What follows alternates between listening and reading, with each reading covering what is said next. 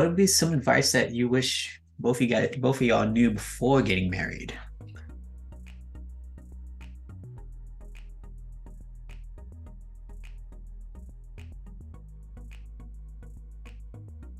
What's good, y'all? Welcome back to a new episode. We are blessed with a new day. For some of us, it is currently raining, and if it's not raining for you guys, love is in the air.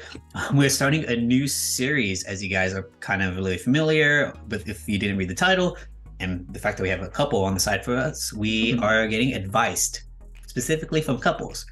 Before we get started, of course, we got to introduce our amazing guests. Cool. Yeah. Hi, I'm Emma. And I'm Jacob. Yes, we are married. Yep, we've been married for just over a year now. Yes, we just celebrated 1 year anniversary on January 8th. Yeah. So it was pretty exciting. But yeah, it's been a wild ride of a year. But we're excited to be on the podcast. We also have our own podcast. It's called Gather Around, and similar to what we're doing on this podcast, it's kind of just about advice, specifically with summer camps. Yeah. So if that interests you, give it a listen. Yeah. But thanks for having us, Mario. Definitely appreciate you guys, Jacob and Emma, for being on. And I feel like the question that everyone would always ask, especially when you're meeting new individuals, like, how did y'all meet? So how did you guys meet? I mean, do you want to start? Sure. So I actually met in college. So we went to Sonoma State University. Woo. Good school. And we were in a freshman Christian small group together. It was full of a bunch of girls, and I was like, great, it wasn't intentionally that way, but I was like, perfect, I'm gonna meet some solid girlfriends, like we'll get college started off right. And then Jacob showed up and one other guy. And that's how it started off. And I was very annoyed that he was there. But it turned out obviously to be a huge blessing of a lifelong friendship, and turned into marriage that has been just amazing. Yeah, the small group that we did was with InterVarsity, which is just a Christian college fellowship. And at the time, I was just trying to get plugged in and do more things. And I asked somebody, and they're like, oh, you should totally go to this, a Tuesday night? Mm-hmm. They're like, Tuesday night small group. It's super cool. It's freshmen. And I would always show up late because I had work. Yep. And so I skateboarded to the small group every week. I showed up the first time, and it was 6 girls and 1 guy. I was like, this is super awkward. And eventually it was like amazing, and they're all super close friends. But that was how we met. Yeah. That's crazy. I guess, Jacob, like, there was this, I always think that's not like the biggest thing, like, man, there's a lot of girls but that's crazy. Yeah. Right. Well, it's kind of funny because I grew up, so I have 9 siblings, and 6 of them are sisters. So showing up, it wasn't like anything out of the ordinary to be in a room full of 6 girls. I was like, oh, this is like family for me. Like, everyone's like, oh, it must be so weird, like just being 2 guys. I was like, oh, not really. Like, this is normal. That's funny. He's like, yeah, no, it's not. This is a normal. Like, what are you guys talking about? Yeah. That's funny. Okay, so then I guess the next question would be, at what point, obviously you guys met each other, you guys later on became friends. At what point did you guys did you guys see each other more than just friends? And then when did you guys decide this was the person I wanted to be with? Yeah. Well, that's a great question, because originally Emma didn't want anything to do with me. So like, I showed up and she was like, no, like, I'm not going to hang out with them. I'm not going to talk with them. And then we kind of just started like seeing each other on campus. So I worked for the culinary department. So I worked in like one of the restaurants on campus, and she would go in every Thursday and get a smoothie. And I was there every Thursday making smoothies. And so we started seeing each other and just started talking more. And then I guess it was, by the end of the year, we had this small group party, and she hosted it at her house.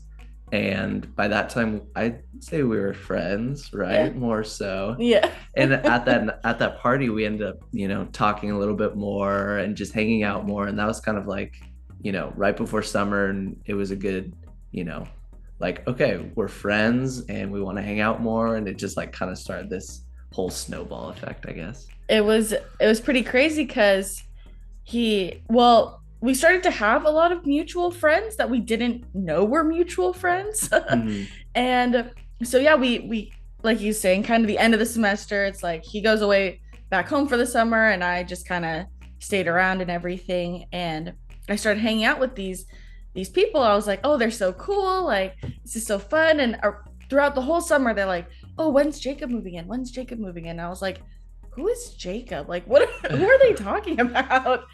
And then come to find out, the week of, it's like, oh, it's this guy that I became friends with last year. And I'd already been hanging out at this house. And then, so I was already there all the time. And then obviously he lived there. And so I was like, well, I guess we'll just start seeing each other. And I like seeing each other more often. And I was so worried because I thought he would think that I was like following him around everywhere. Because like my smoothie routine was like, I already had that put in place. And I was like, oh no, he's going to think I'm like following here.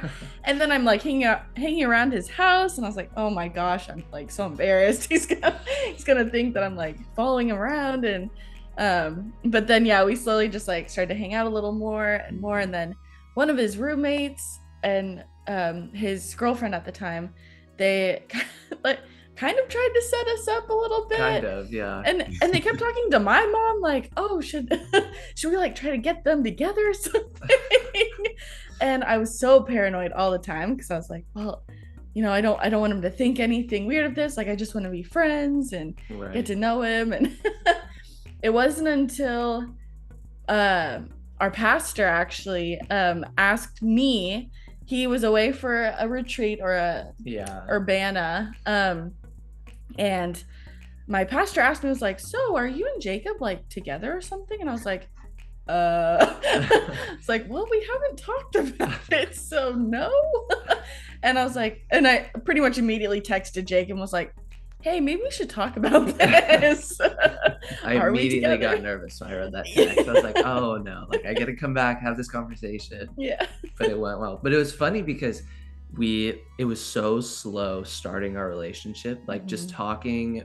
We like stayed friends for a while, and then kind of like right before we started having like, oh, we kind of like each other, I was in church and the pastor gave a sermon about taking time off dating. He said, it's good to like not focus on dating and take a step back. And I remember sitting there and thinking, feeling like God was, saying to me like, all right, Jacob, you've dated a lot of people. It's time for you to, take a step back and take a year off of dating. I was like, yes, so good. And, it was from God.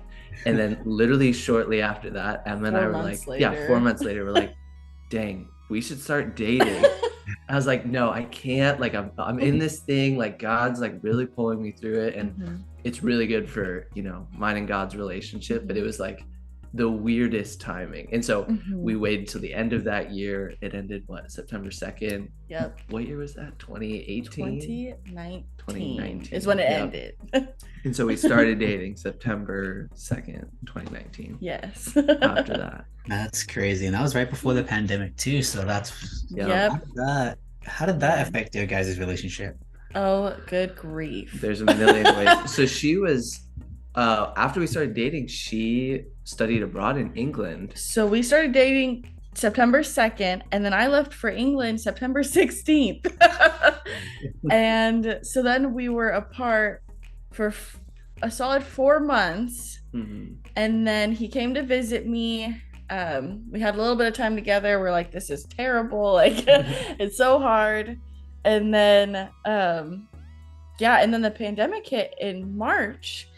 And I was so like, I had a lot of mixed feelings, obviously, coming home. It cut my time in England short, so I was really conflicted about that, but I was excited to see family. But then he and I weren't really allowed to see each other because, we're trying to stay separated, but or social distanced, quarantined. Yeah.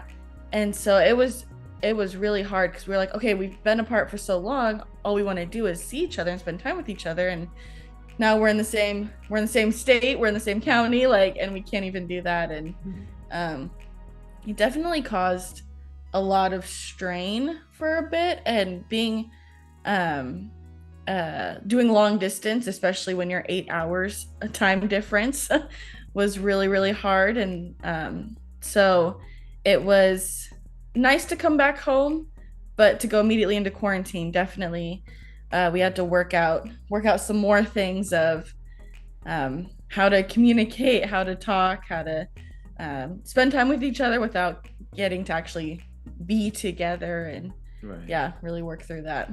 And that was like one of the hardest things about dating, was when she was in England, it wasn't only long distance, it was the time difference. So the middle of the day was nighttime for her, and the middle of the day for me was nighttime for her, and you know, she was waking up and I was asleep. And so not only like did we just start dating, but we were trying to figure out like, how do we communicate and you know, spend time together, quote unquote, while she's 8 hours ahead of me and on the other side of the ocean. And so that was so hard. But crazy. I can't imagine. I know with my girlfriend, there was a brief moment we did a long distance, and we can definitely test to that. Like, it's rough, very difficult. Yeah, especially when her love language is quality time, my love language is physical touch. Oh, yikes. Yeah, that makes it hard. Dang. It was difficult to say the least. But there was a study that was shown that if once relationships that survive, that doesn't even sound like the right word to say, but that do well in long distance, that relationships become stronger. And would you say that was the same thing for y'all? Yeah.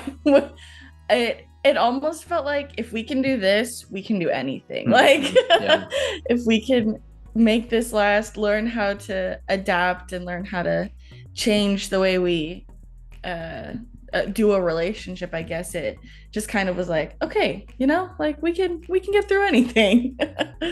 Yeah, it's true. There's been a lot of obviously hard things since then, but that was kind of like top 3 hard things we've gone through as a couple. And once she came back, it was kind of like, okay, it's still, you know, relationships are hard and there's still a lot to work through, but you know, at least we're together and like we can sit down and have a face-to-face conversation instead of FaceTiming and having spotty connection and missing out on half the conversation. Yeah, that's right. Especially like that long distance, the internet connection, not even like the actual connection, but that does become a factor too sometimes. Right. Totally.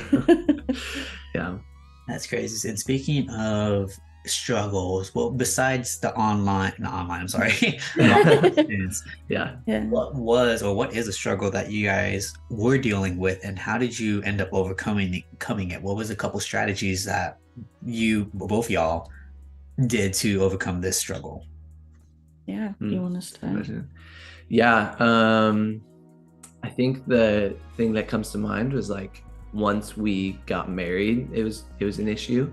I think once we got married, maybe me more than Emma, but kind of realizing like how hard it is to live with another person as like a spouse, and you know, realizing kind of like the selfishness that, you know, I personally had been living in for, you know, my whole life, of like, all right, this is my space, this is my routine, and then all of a sudden we have, you know, 2 people in one space and 2 people trying to make one routine of like, how can we help and serve one another?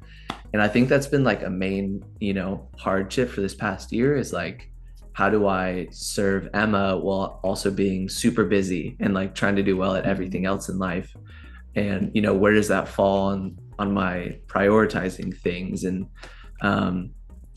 you know, I think just kind of realizing like, you know, when you get married or when you start dating, like those things aren't going to be perfect. And like, it took, you know, a year and we're still working through it, but things are so much better in that area now than they were when we first got married. You know, we have a lot more grace for each other. We have, you know, we're communicating about, you know, oh, it's really helpful when you do this for me, or it's really helpful when you do this for me, so that, you know, with the little time we have to be able to serve each other, we can, you know, love the other person in that way. I think that's something that like, is really hard and was really hard, but something that like God's been really helping us through is like working through selfishness.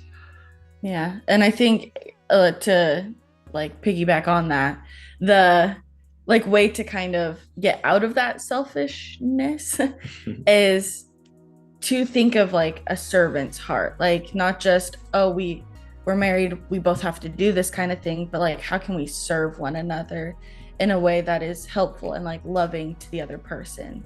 Because I don't know, clean the bathroom and because that's easy for me or because I like to do that, but was that really helpful for him? Maybe not. Like doing the dishes is way more helpful and something I don't like doing, but will serve and love like Jacob more than something that I would rather do, in a manner of like chores, I guess. Right. Speaking to that facet of things.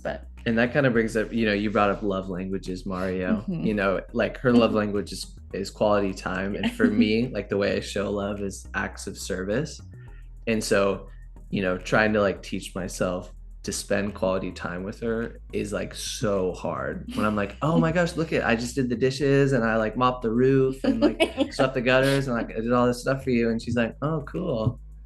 She's like, do you want to just spend time together? I'm like, no, like I want to go take a nap. And like trying to figure out, okay, doing those things is important, but also like what ways does she feel love is like really, really important and something we're learning still. And that's something that I've had to learn as well, is like the way you receive love versus giving love. Like it's really natural for me to like want to like get things for Jacob or like give gifts or be like, hey, I really appreciate you. I got you this cup of coffee, or I like bought you this notebook, or whatever.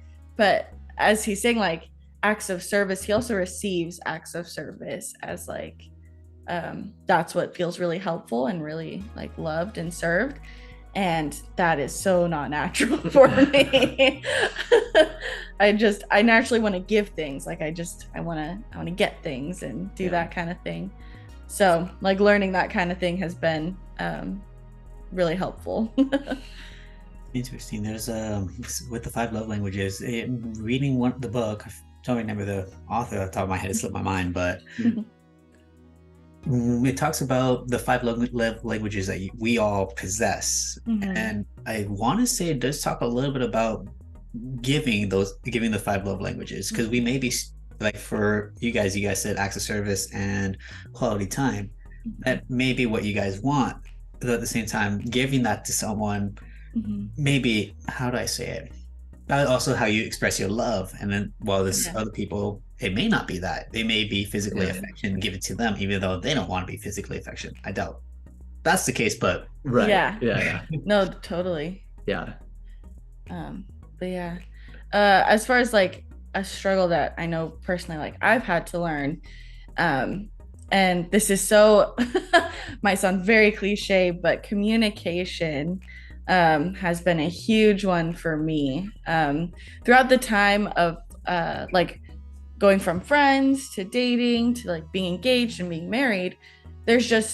We've kind of flip-flopped in a lot of ways. Of at one point I was really quiet and Jacob was really talkative, or Jacob was really quiet and I was really talkative, and just kind of switching as like the time has changed, or we've just kind of adapted to various seasons of life. And it kind of put these like expectations on how we communicate.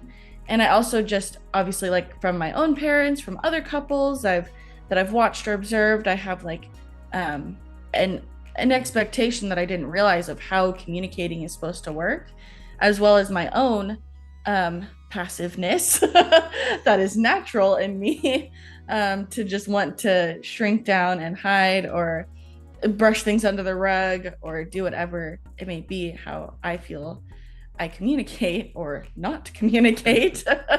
I think that has been the biggest thing for me in learning and how to kind of take that head on, because as I said, I'm passive and I'd rather sit back and just listen and take whatever it is and then say, yep, good, done. Like I listened, we did it, sure, yep, let's go with that. But learning how to speak up a little bit and even just respond and saying, yes, I'm listening. Even just that sort of thing, being an active listener rather than a passive listener, and really not letting things sit in them and marinate for a very long time. I think has been something that I've learned. I'm still learning how to do. I will say it's better than it was a year ago, but still definitely still learning how to learn from my past of kind of shrinking back in fear when communication arises. So yeah. It's very communication. It's like you mentioned, it's cliche, but it's the small things that we tend to forget. Even just I'm listening. Yeah. What's going on? Yeah. Exactly. Be straightforward with it and upfront. Sometimes it makes a big difference. Sometimes it really does make Oh yeah. Totally. Awesome. And then the last question would be, what would be some advice that you wish both of y'all knew before getting married? Yeah. That's a good question. I think for me, we got a lot of advice. First of all, I don't want to discredit any advice that anyone gave us. Too much to remember. There was a lot to soak in and take it, and you don't really understand. And I know you were saying this earlier, but you don't really understand people's advice until you're living it. Yeah. So it's not really a reality. And so I'm going to say this with the knowledge that it might have been told to me. And I didn't get it till now, but I wish someone would have said that it's okay to kind of go through the motions and also be okay with that now your spouse is a priority. When you're, at least for me, when I was dating in high school or anything, I felt such a need to prove to people that my friends were still important to me, as well as the relationship I was in, as well as my family. I felt the need to just prove everyone was important to me. and I ended up pushing away a lot of relationships because of that. I just did not really show them the care that they required and the attention.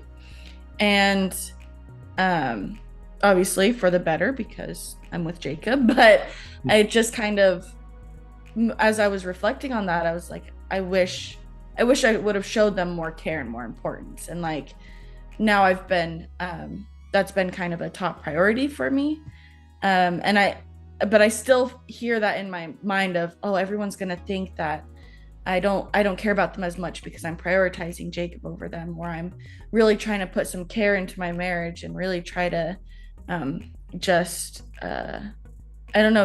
hear God and hear what's going on in us and make sure we're doing okay. And while sometimes I spend too much time in it, I think it would have been nice to hear no, that's going to change, and it's going to be okay that it changes, because really that's how it's meant to be. You leave your family and you come together to start your own new family. And that would have been a nice thing to hear. If I didn't hear it. Yeah. And I think for me, again, I'm positive somebody said this to me, but didn't understand it till yesterday. I wish somebody would have said, understand what your expectations are in marriage. Because there's been so many conversations that we've had and decisions that have been made where Emma would do something and say apply to work at a certain job, or sign up to do something for volunteer, and I would react poorly or whatever it may be. And only in retrospect, looking back at it, have I been able to think, oh, I reacted poorly because that went against what I viewed our marriage as. Whether that's good or bad, it was, an image of marriage that I had from either TV or from my parents or from other marriages where, I had this influence and I didn't know it was influencing me. Whereas, I wish I would have taken the time to just say, okay, here's what I view a marriage as. even if it's a bad image, you know, and just sitting down and being honest with her and saying, this is what I think marriage is. And then from there, kind of taking it step by step and saying, okay, you know, let's erase that. We're our own family, you know, we're going to start from scratch. And just kind of knowing like how much, you know, my parents' marriage influenced my view is so huge. Just thinking, you know, back to all the conversations that Emma and I have had, is like a lot of the things that, you know, I view marriage as come from my parents, because that's the marriage I was closest to growing up. And, you know, I wish somebody would have just, you know, stressed that, how important it is to understand how much that, you know, influences my view. And, you know, that can be a good thing or a bad thing, I guess. But yeah. It's definitely, it's amazing, especially being able, it's one thing to be given advice, and like you mentioned, it's another thing to actually experience and live it. It's one of those, it's like one of those, how would you say, like your parents would always say, like, why didn't you do this? I told you not, I told you this, I told you why I was supposed to do this. And you're like, right. I want to find out for myself, you know? Yeah, you had to learn the lesson. Yeah. But that's awesome, man. You're right, Jacob, as well, that environment, what you see is, whether you wanted to or not, it's going to produce what you're going to what how you say it, what you see in the future. Right. Yeah. Right. Totally. And it's awesome. And a little dangerous too, but yeah. So it's crazy coming from two very different households, you know, because I also had great influence from my parents and what marriage looks like from them. And while there are a lot of similarities in values, there's also just a lot of differences in how it played out, like how we might have the same basic, you know, don't tell a lie, but how that was acted on or dealt with, or, you know, all the aftermath of don't tell a lie, like, is can be so different. And so it's like coming together, we're like, oh yeah, obviously, like, we shouldn't lie to each other. And then it's like, but X, Y, and Z or whatever, you know. And it's like, okay, how do we handle this now? Right. But yeah. Interesting. Yeah, it's crazy, but that is unfortunately all the time that we have for today. It's still out there. It's still love is around. So if you guys who are still looking for that significant other, have hope. There's always someone out there, and you always have individuals to talk to give you advice. But hey, keep the smile, always learn. And yeah, that's all I can say. Thank you guys for watching, and we'll see you guys next time. Take care.